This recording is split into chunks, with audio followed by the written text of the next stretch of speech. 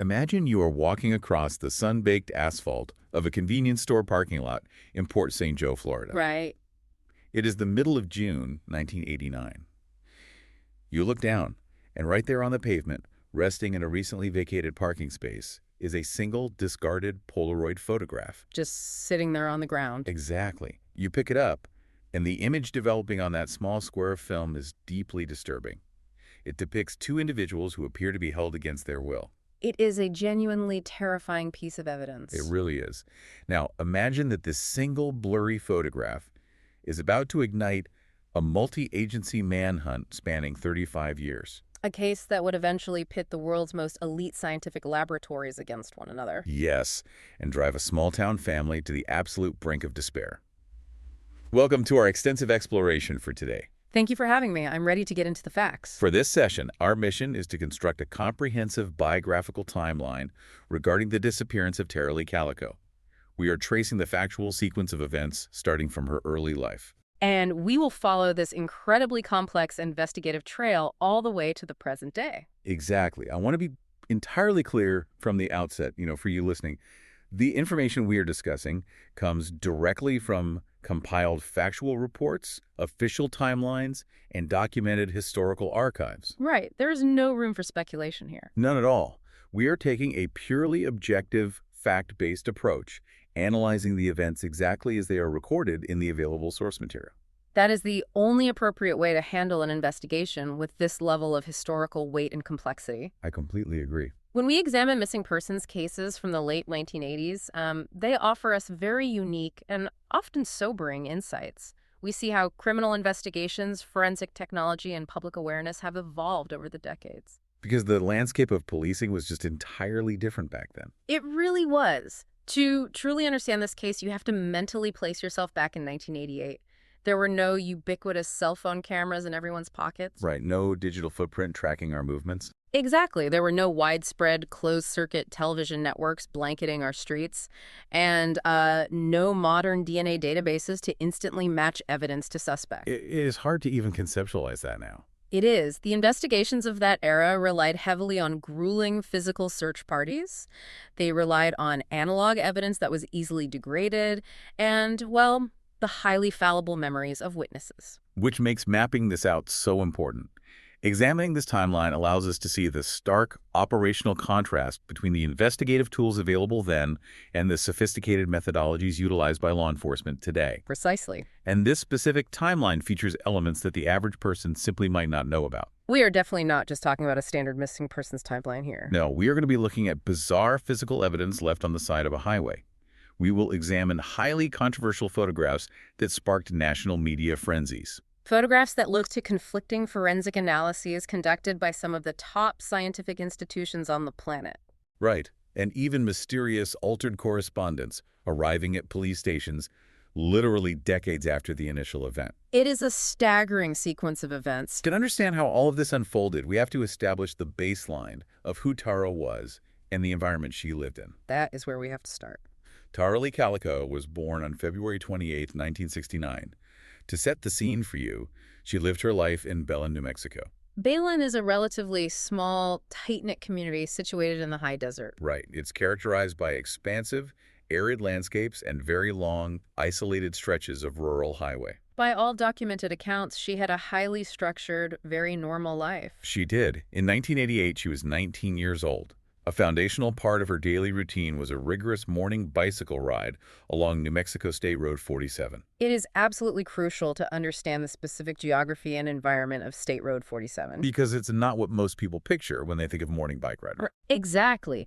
This is not a densely populated urban street with continuous foot traffic and storefronts. It is a long, linear route cutting straight through a desert environment. So very open. Yes, this means visibility is generally very high. You can see for miles in either direction. But isolation is also a significant, ever-present factor. There are long stretches where a person is entirely alone out there. Tara was a highly disciplined individual, and this ride was a consistent, non-negotiable part of her regimen. She rode this exact route almost every single morning, clocking dozens of miles. And in the past, she was frequently accompanied by her mother, Patty Dole. Right, they used to ride together. They did. However, the dynamics of that routine fundamentally changed leading up to the disappearance. According to the records, Patty made a conscious decision to stop riding with Tara. She stopped because she felt she was being actively stalked by a motorist during their morning rides. Patty's level of concern was elevated to the point that she actively suggested Tara carry mace for protection. But Tara rejected the idea. She continued the rides unarmed. She did. Okay, let's unpack this.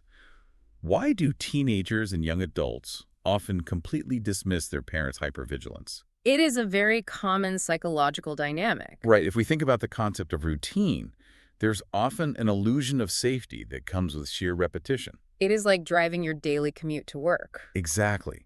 Your brain eventually normalizes the environment, and you stop perceiving the inherent risks of operating a vehicle on a highway.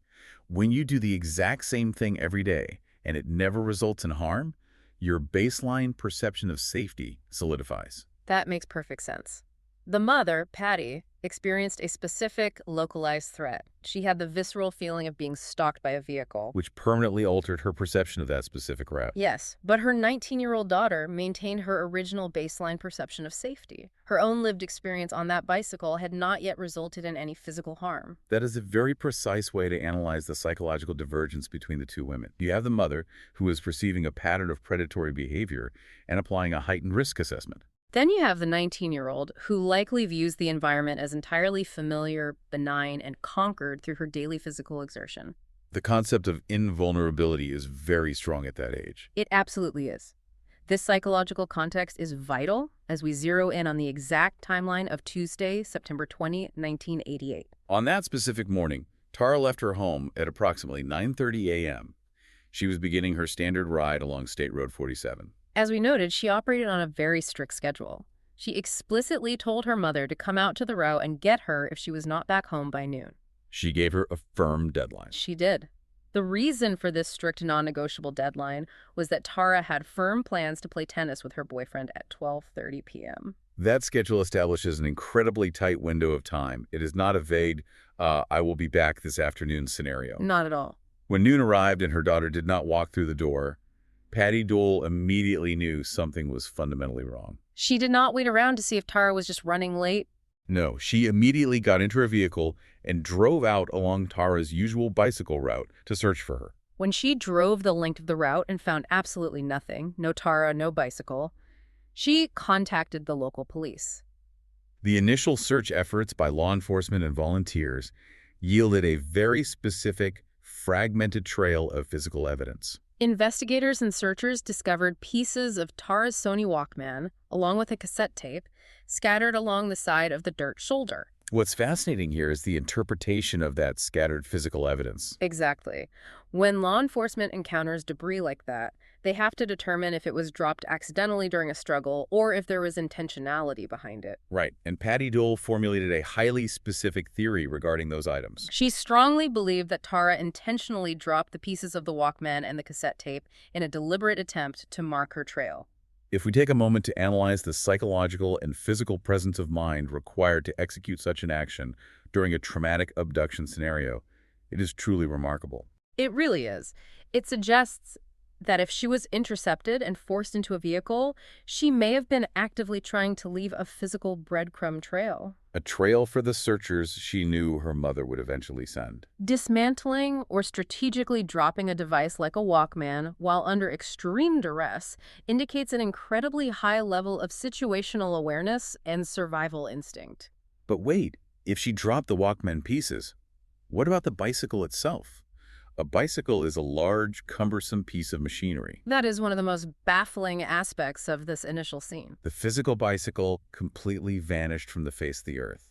It has never been recovered to this day. And while no one actually witnessed the presumed abduction taking place on that isolated road, there were multiple witness accounts regarding the flow of traffic that morning. Right. Several independent witnesses reported seeing Tara riding her bicycle.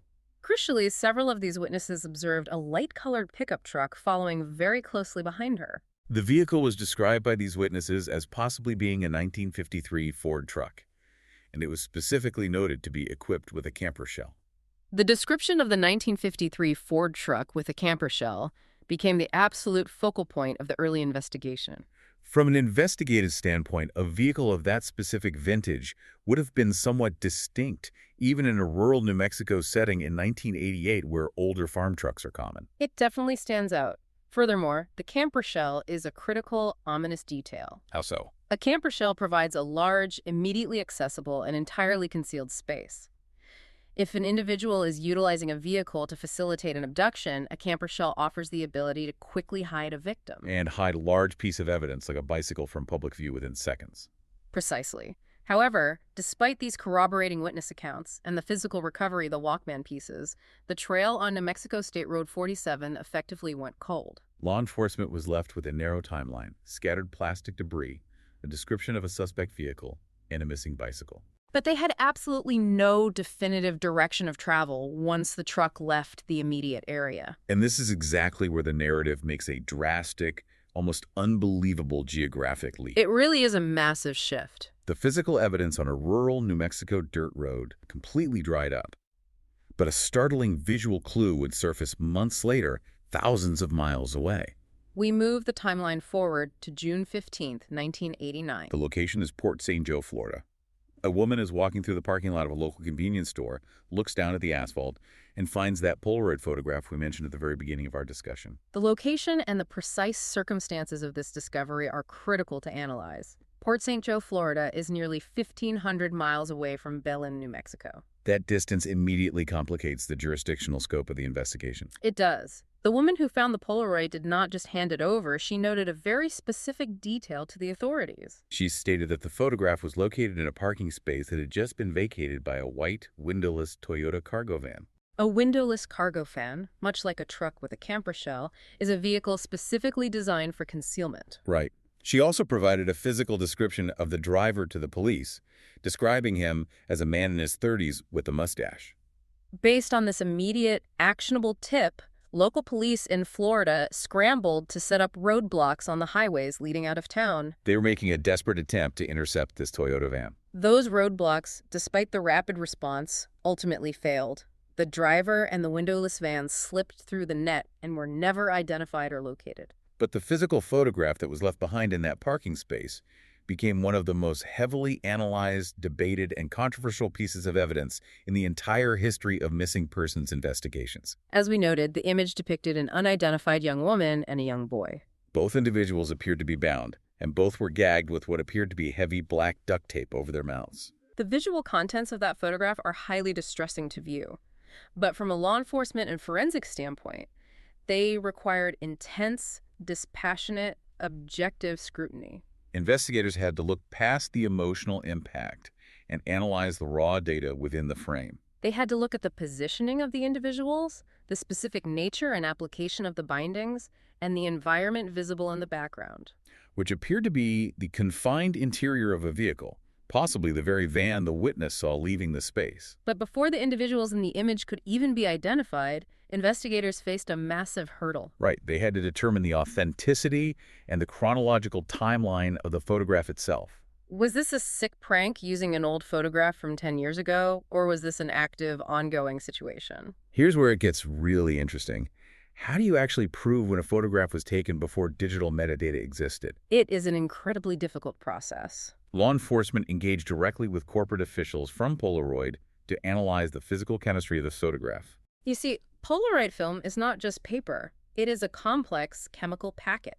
Exactly. Polaroid officials analyzed the specific batch numbers and the proprietary chemical makeup of the film used to capture that image. Through this analysis, they confirmed that this specific type of film was not even commercially available to the public until May 1989. This scientific fact completely ruled out the possibility that this was an old photograph or discarded prop from years prior. It proved definitively that the photograph had been taken recently, at most a few weeks before it was found on the asphalt in June 1989. Establishing that chronological baseline through chemical analysis was a massive investigative development. It meant the photograph depicted a contemporary, highly relevant situation. Because of the striking, terrifying nature of the image and the confirmed recent timeline, it was broadcast to the public in an attempt to identify the victims. In July 1989, the photograph was featured prominently on the national television program, A Current Affair. The reach of national media in an era before the internet was profound.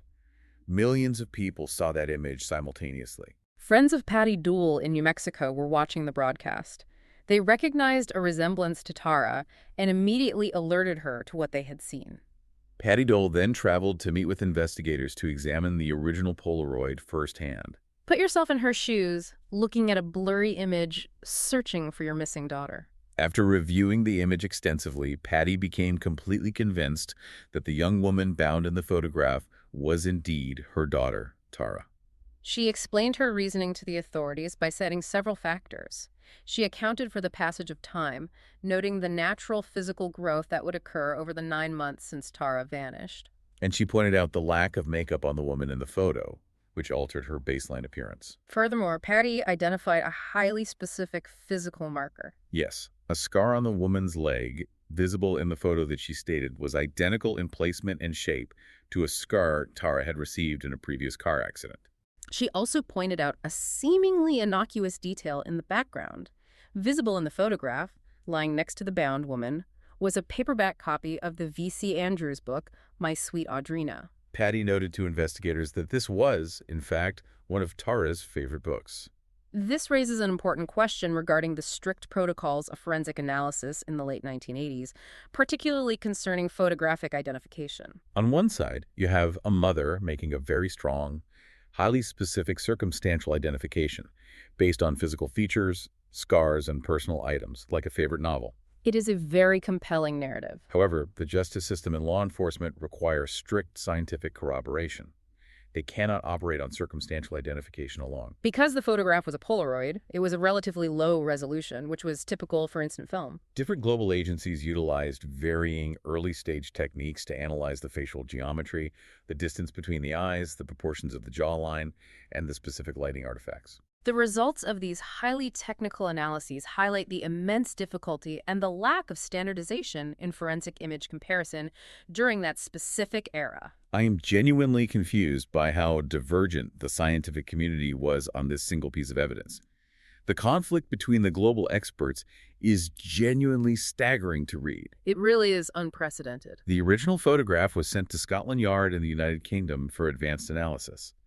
Their forensic imaging team scrutinized the geometry and concluded that the woman in the photograph was indeed Tara Calico. However, a completely separate analysis was conducted by the Los Alamos National Laboratory right here in the United States, which is one of the premier scientific institutions in the world. A forensic scientist at Los Alamos strongly disagreed with Scotland Yard's findings, stating definitively that the facial proportions proved the woman was not Tara.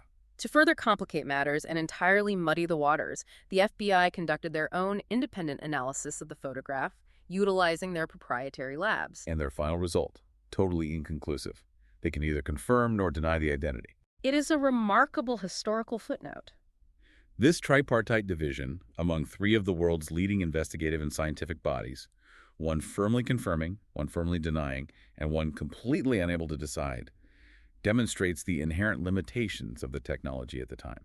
When you are dealing with low focal length, poor lighting, and the distortion inherent in instant film, the exact same geometric measurements can yield wildly different interpretations, depending entirely on the algorithm or the expert reviewing them. Without definitive biometric markers or the ability to extract DNA from the image itself, the photograph remained a terrifyingly ambiguous piece of evidence. And the complexities surrounding this single photograph did not end with a young woman.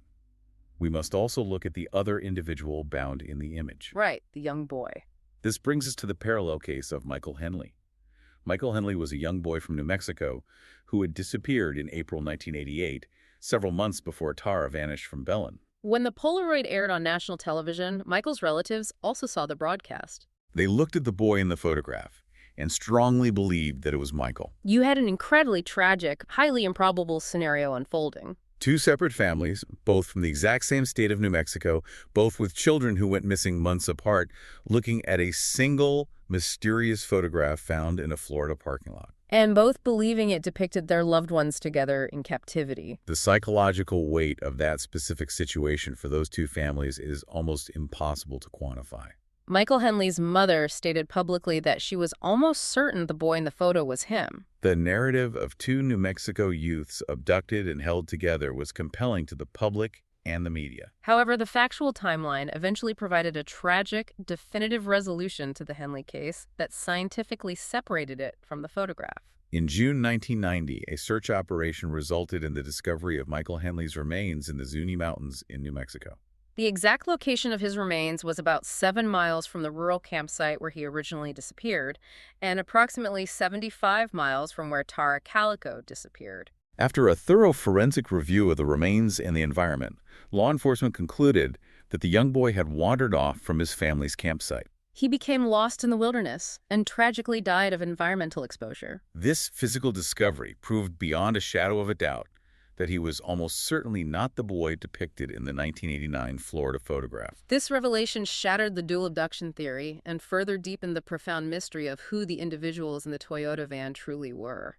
The intense public focus and the massive media apparatus surrounding that single Polaroid in Florida seemed to act as a bizarre catalyst. It triggered a strange nationwide phenomenon of public tip-offs. It led to the discovery of subsequent, equally bizarre photographs that would surface in entirely different parts of the country. We are going to trace a trail of imagery and correspondence that stretches across 2 decades, from 1989 all the way to 2009. When a missing persons case gains that intense level of national media traction, local law enforcement agencies are often completely flooded with information from the public. Some of this information is well-intentioned, but entirely inaccurate, stemming from people who genuinely believe they saw something. Some of it is deliberately fabricated by individuals seeking attention, and a small fraction of it requires meticulous, resource-heavy investigation. The emergence of additional Polaroid photographs forced investigators to continuously pause their standard operations and evaluate new visual evidence against the established timeline. Let's follow the factual sequence of these subsequent photos. On July 19, 1989, just a little over a single month after the Port St. Joe discovery, a second photograph was found discarded near a construction site in Montecito, California. The descriptions of this photograph are eerie. It was described as a blurry image primarily showing a girl's face. Her mouth was visibly covered with tape, mirroring the first image. But the detail that caught investigators' attention was the background.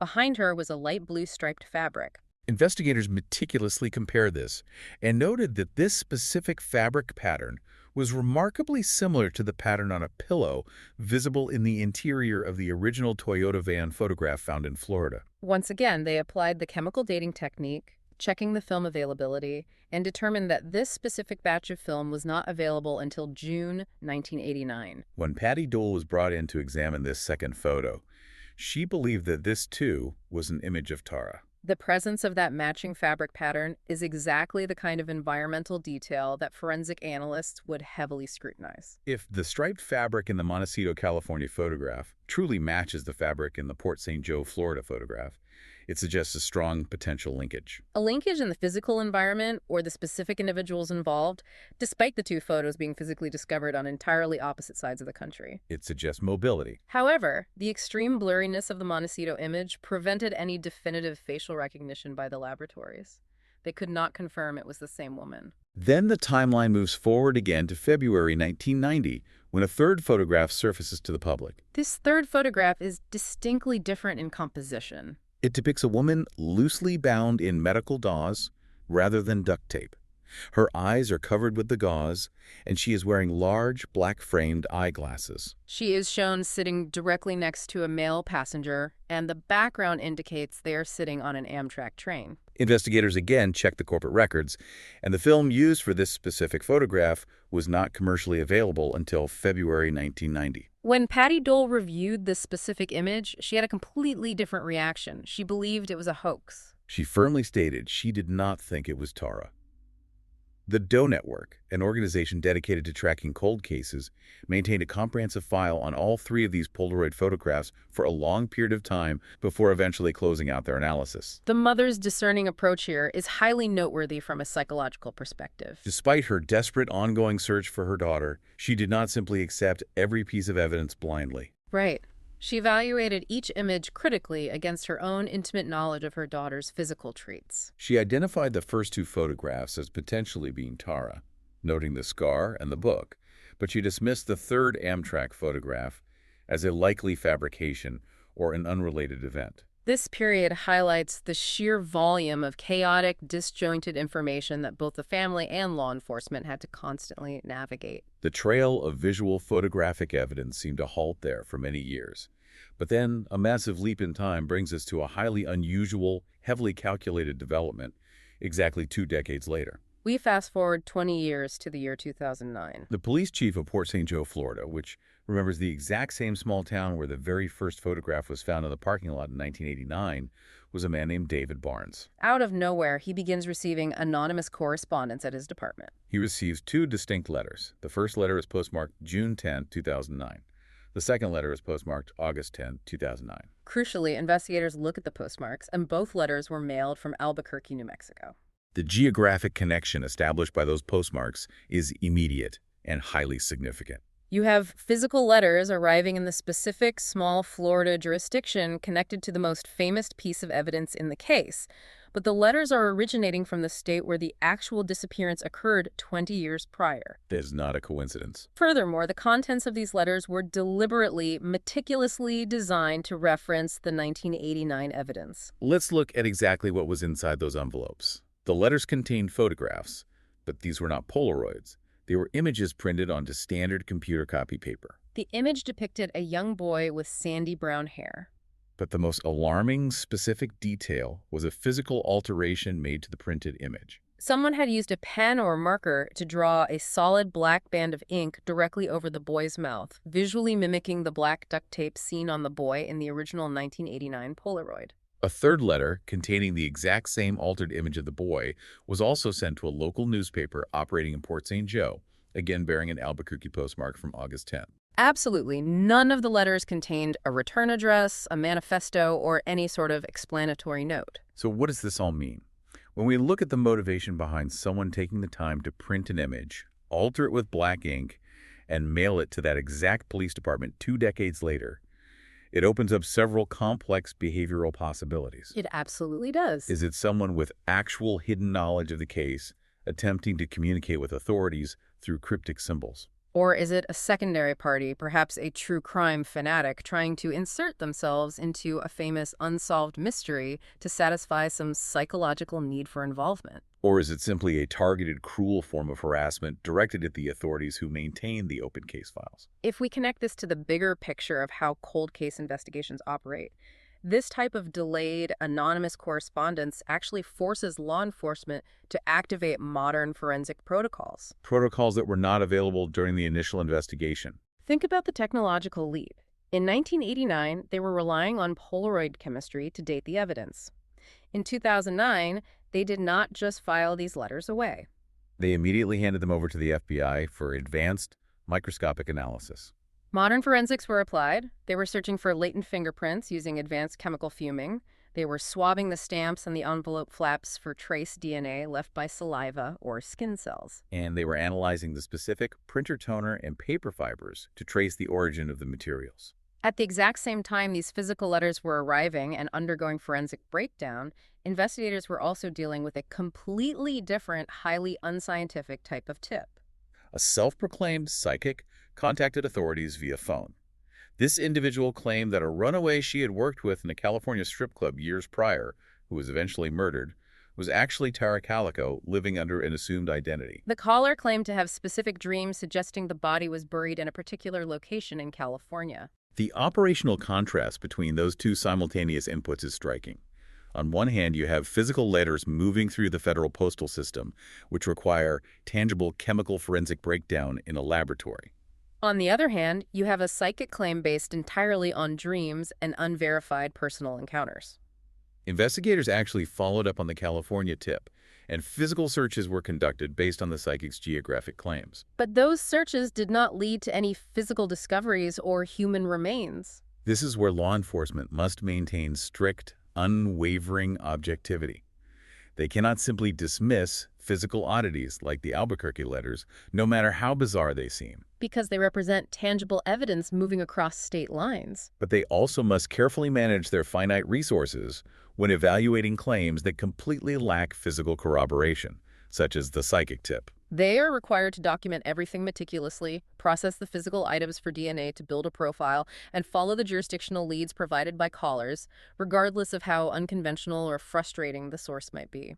They have to run every lead to the ground. Yes, they do. While the national attention would periodically flare up around these sensational photographs in Florida and the strange tips in California, the day-to-day grueling reality of the investigation was grounded back home. The darkest operational theories and the most intensive, physically demanding on-the-ground searches were quietly brewing in New Mexico. This brings us to the physical excavations, the subsequent unimaginable heartbreak for the family, and the local law enforcement rumors that dominated the middle years of this timeline, spanning roughly from 1993 to 2008. The shifting focus back to the arid environment of New Mexico represents a necessary operational shift from analyzing abstract national leads to conducting localized physical investigations. In long-term missing persons cases, the investigative focus almost always returns to the geographic epicenter of the initial disappearance, when external, far-flung leads fail to produce actionable physical results. You have to look at the ground where she was last seen. In August 1993, 5 years after the disappearance, authorities received a very specific tip from a local woman they described in reports as sincere and genuinely concerned. She reported a specific memory to investigators. She stated that on the exact day after Tara vanished back in September 1988, she had heard the distinct, rhythmic sound of heavy digging occurring at a site approximately 7 miles south of Belen. Based on the assessed credibility of this witness and the geographic proximity to the bicycle route, authorities mobilized significant resources. They brought in heavy equipment, specifically backhoes, and conducted massive physical excavations at the indicated site, turning over tons of earth. However, despite the thoroughness and scale of the dig, they ultimately found absolutely nothing. No remains, no bicycle, no evidence. The utilization of backhoes and heavy earth-moving equipment indicates that law enforcement considered the tip to be highly credible. They were treating that specific area of land as a potential viable clandestine gravesite. The logistics of a search like that are massive. When an excavation of that magnitude, which takes days and heavy manpower, yields no physical evidence, it is a devastating blow to the momentum of the entire investigation. But more importantly, we must consider the family. They endure the severe emotional whiplash of renewed, intense hope that they will finally have answers. Followed rapidly by profound, crushing disappointment when the trenches turn up empty. That compounding emotional toll became a defining tragedy of this specific case. By 1998, a full decade after the morning Tara rode her bicycle down State Road 47, a somber legal milestone was reached. Tara was officially declared dead by the state, and a judge legally ruled her death a homicide. This administrative action fundamentally shifted the formal status of the case in the eyes of the law, officially categorizing it as a murder investigation, even without the physical recovery of a body. And in the subsequent years following that ruling, the family endured unimaginable secondary tragedies. In November 2002, Tara's father, David Calico, was beaten and mugged by 2 men in Albuquerque. He tragically died as a direct result of that physical attack at the age of 64. A few years later, in May 2006, her mother, Patty Dole, who had spent years analyzing photographs and searching for her daughter, passed away from health complications following a series of strokes in Florida. If we connect this to the bigger picture, it highlights the severe, often overlooked secondary victimization experienced by families trapped in long-term missing persons cases. Patty and David spent the entire remainder of their natural lives navigating false leads, examining agonizing, blurry photographs on television screens, and dealing with intense public scrutiny, only to pass away without ever receiving definitive answers regarding their daughter's fate. The legal declaration of death provides a bureaucratic endpoint, but no emotional closure. Their passing underscores the immense generational collateral damage generated by an unresolved disappearance of this magnitude. 2 years after Patty Dole's death, in 2008, a major bombshell was dropped on the local community that completely upended the narrative. Rene Rivera, who was the sitting sheriff of Valencia County at the time, went public with a highly specific, localized, and incredibly controversial theory. He stated to the press that he had received information indicating that 2 teenagers who were known to Tara had accidentally hit her with a truck while she was riding her bicycle. According to the sheriff's explicit public statement, these teenagers panicked after the accident occurred, subsequently murdered her to silence her, and then meticulously covered up the crime, disposing of her body and the bicycle. Sheriff Rivera's public statement was a seismic event in the timeline because it fundamentally shifted the established narrative. For decades, the prevailing theory, driven entirely by the horrifying Polaroid photographs found across the country, was a stranger abduction scenario. Rivera pivoted the focus entirely back to a localized, accidental death-turned-homicide cover-up involving specific individuals from within the immediate community. The sheriff was explicitly claiming that the individuals drove up behind her in a truck, perhaps mirroring the witness accounts of the 1953 Ford. An accident occurred, she died, and they concealed the evidence locally. But Sheriff Rivera made an additional claim during that period that sparked intense, furious debate. He stated publicly that he actually knew the names of the individuals involved in this localized cover-up. However, he maintained that because he did not have physical possession of a body, he was legally paralyzed. He could not make an arrest or build a prosecutable case against them. This legal stance drew fierce public criticism from Tara's stepfather, John Dole. John publicly argued that strong circumstantial evidence, which the sheriff claimed to possess, should be entirely sufficient to secure a conviction in a court of law. He also expressed extreme frustration with the optics, stating that a sitting sheriff should absolutely not make public declarations about knowing the identities of perpetrators if he is entirely unwilling to actually effect an arrest and let a jury decide. The fundamental conflict between the sheriff and the stepfather revolves around the complex legal concept of corpus delicti. This is the foundational principle of Western law, stating that a crime must be definitively proved to have occurred before a person can be convicted of committing it. In homicide cases, the most direct, undeniable proof of corpus delicti is the physical body. While it is legally possible in the United States to secure a homicide conviction without a body based on overwhelming circumstantial evidence like forensic blood spatter or digital communications, it is notoriously difficult to achieve. Prosecutors are often terrified to take such cases to trial. Why?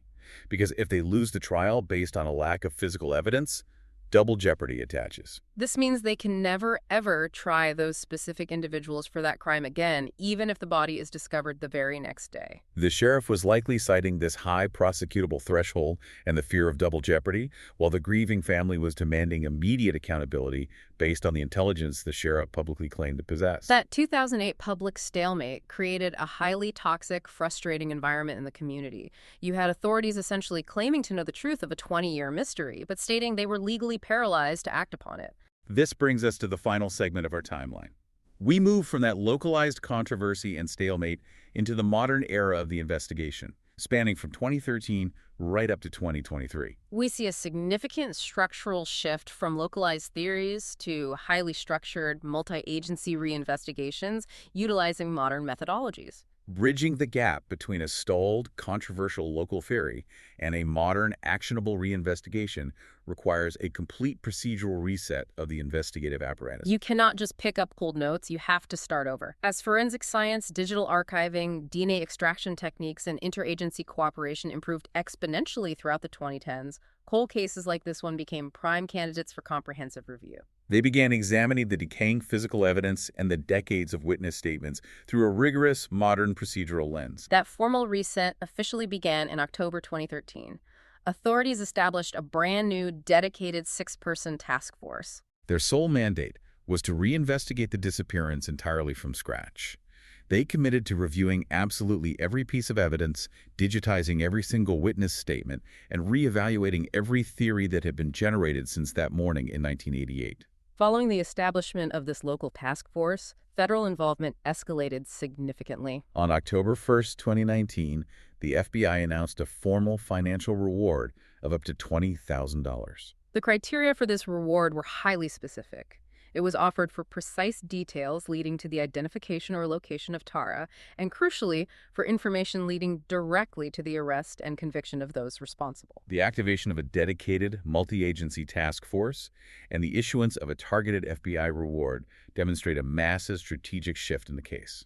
Law enforcement agencies were no longer simply passively collecting tips as they came in. They were actively, aggressively attempting to compel specific individuals with localized knowledge to break their silence and come forward. The specific phrasing of the federal reward is vital to analyze. By specifying arrest and conviction, it aligns perfectly with the objective of building a solid, trial-ready, prosecutable case. Rather than just solving the geographical mystery of her location, they wanted to put someone in a courtroom. And that aggressive strategic shift began to yield visible, highly structured legal maneuvers. In September 2021, the Valencia County Sheriff's Office and the New Mexico State Police issued a highly unusual joint public statement. They announced to the press that they had developed a substantial new lead in the case. Furthermore, they disclosed that a sealed warrant had been issued and executed for an unknown private residence located within Valencia County. Absolutely no further details about the specific geographic location or the nature of the warrant were provided to the public or the media. The issuance and execution of a sealed warrant is a massive procedural step that requires an immense burden of proof. Law enforcement cannot simply search a house on a hunch. A judge must meticulously review a sworn affidavit detailing clear, articulable, probable cause before granting a search warrant. The fact that the judge ordered it to remain sealed indicates that the investigation was considered highly sensitive. Public disclosure of the target location could compromise the secure collection of evidence, or it could tip off the specific individuals involved, allowing them to destroy evidence or flee. This definitive legal action proved to the public that the task force was moving far beyond the realm of theory and was executing active, judicially approved investigative measures on physical properties. And those judicially approved measures ultimately culminated in the most significant, tangible update in the entire 35-year history of the timeline. On June 13, 2023, Valencia County Sheriff Denise Vigil held a major press conference to announce a monumental breakthrough. She stated publicly that law enforcement firmly believed they finally had gathered sufficient evidence to formally submit the investigation to the district attorney's office for the review of potential criminal charges. She specifically noted during the conference that the identities and the specific details of the persons of interest are currently sealed by the court and will remain strictly sealed until a judicial court order dictates otherwise. The sheer significance of this 2023 development cannot be overstated when analyzing criminal timelines. When a law enforcement agency formally submits a compiled case to a district attorney for potential charges, it means they have officially transitioned the matter. It is no longer just an open missing person search hoping to find a bicycle or a trace of evidence. It has been transformed into a compiled, actively prosecutable criminal case. The heavy burden now rests entirely with the prosecutors. They must evaluate the chain of custody of the evidence, the reliability of the witness testimonies gathered over decades, and the complex web of circumstantial facts to determine if they can successfully secure a conviction in a court of law beyond a reasonable doubt. The court-ordered sealing of the identities is a necessary legal mechanism. It protects the integrity of the judicial process and prevents public vigilantism while the district attorney makes that critical final evaluation. Which brings the factual timeline strictly up to the present day. We have traced this incredibly complex narrative from a routine morning bicycle ride on a rural desert highway through a terrifying labyrinth of controversial photographs, jurisdictional handoffs, and forensic debates, all the way down to the execution of sealed warrants and modern prosecutorial reviews. As we conclude this comprehensive exploration of the timeline, the most profound element to consider is the remarkable, almost unrecognizable evolution of the justice system itself over the past 35 years. It is a massive change. It is fascinating to reflect on how a case that originated with nothing more than pieces of a shattered plastic cassette tape scattered on a dirt road in 1988 managed to outlast decades of agonizing false leads, dramatically shifting forensic technologies, and intense public spectacles, ultimately arriving at the quiet, legally sealed doors of a modern district attorney's office. It is a testament to the endurance of investigative procedure. That is exactly where the factual historical record stands today. We appreciate you joining us for this meticulous breakdown of the timeline. Thanks for listening.